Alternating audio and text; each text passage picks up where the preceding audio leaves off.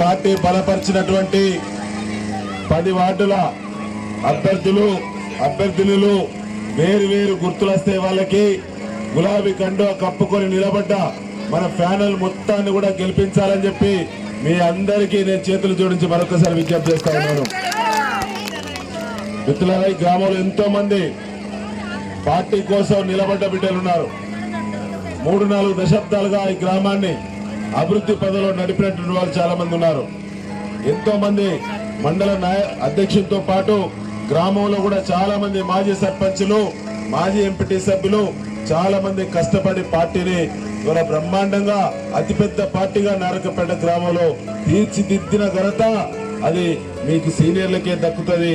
కానీ ఇవాళ రిజర్వేషన్ ప్రజాస్వామ్య స్ఫూర్తిలో భాగంగా రిజర్వేషన్ ఇవాళ దళితులకు వచ్చింది. దళితుల్లో సౌమ్యుడైనటువంటి సంపదను మీరు ఎన్నుకున్నారు. ఖచ్చితంగా అత్యధిక మెజార్టీని తీసుకురావడంలో పార్టీ యావత్తు అందరూ కూడా కృషి చేయాలని చెప్పి దళిత బిడ్డ పైన భారం పెట్టకుండా మనమే తీసుకొచ్చి టికెట్ ఇచ్చి నిలబెట్టినాం. కాబట్టి ఎవరి వార్డుకు వాళ్ళు బాధ్యత వహించి, ఎవరి కులానికి వాళ్ళు బాధ్యత వహించి తప్పకుండా మీరు అందరూ గెలిపిస్తారనే విశ్వాసం ఉన్నది. ఇప్పటి వరకు రిజర్వేషన్ ప్రకటించిన కానుంచి ఇప్పటి వరకు అభ్యర్థి విషయంలో కానీ గ్రామ పార్టీ విషయంలో కానీ ఒక చిన్న ఫోన్ కాల్ కూడా రాకుండా అద్భుతంగా పనిచేస్తున్నటువంటి గ్రామ శాఖను నేను ప్రత్యేకంగా అభినందించడం జరుగుతూ ఉన్నది. ఇక విషయానికి వస్తే నేను ఒక పెద్ద మనిషి వచ్చినట్టు ఇక్కడికి ఆయన వచ్చి నారకపేట గ్రామంలో ఏది పడితే అదే కట్టిస్తానన్నమాట.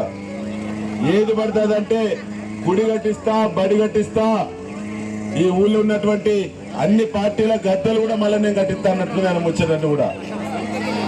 ఎందుకంటే అసలు నారకపేట గ్రామంలో ఏం జరిగింది అభివృద్ధి గతంలో నేను ఎమ్మెల్యే ఉన్నప్పుడు మనకి ఇక్కడ సర్పంచ్గా, ఎంపీటీసీగా మన మండల పరిషత్ మన చేతున్నప్పుడు ఏం అభివృద్ధి జరిగిందో దొంతి మాధవరెడ్డి గారికి తెలుసో తెలియదో.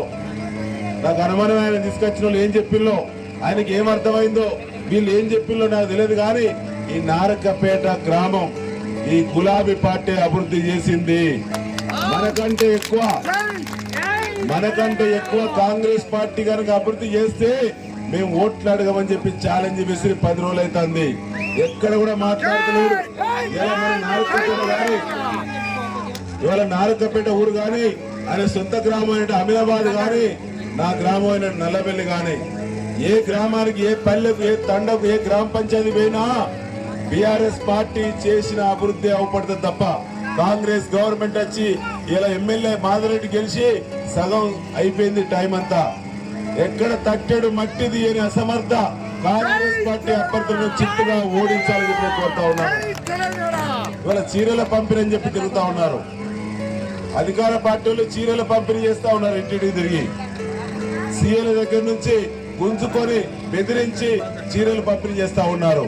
సిగ్గనిపించాల కాంగ్రెస్ పార్టీలకు. చీరలు వీళ్ళే పథకాన్ని ప్రారంభించినట్టు గతంలో కేసీఆర్ గారు ఉన్నప్పుడు, నేను ఎమ్మెల్యేగా ఉన్నప్పుడు అప్పుడు చీరలు అందరికి వచ్చినాయా రాలేదా? మీరే సాక్ష్యం. వచ్చినాయా రాలేదా? అయితే ఇప్పుడు బాగా వినాలి.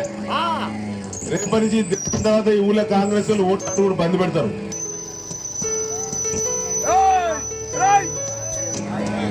మహిళా గ్రూపులకు మాత్రమే చీరలు ఇచ్చిళ్ళు.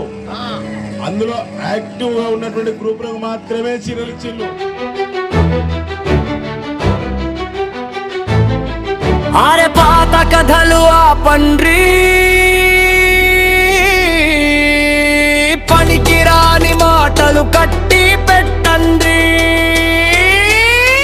గల్లీ గల్లీ తిరిగినోడు, మన కష్టం చూసినోడు దూరలేవడో, సేవకుడెవడో తెలుసాలే.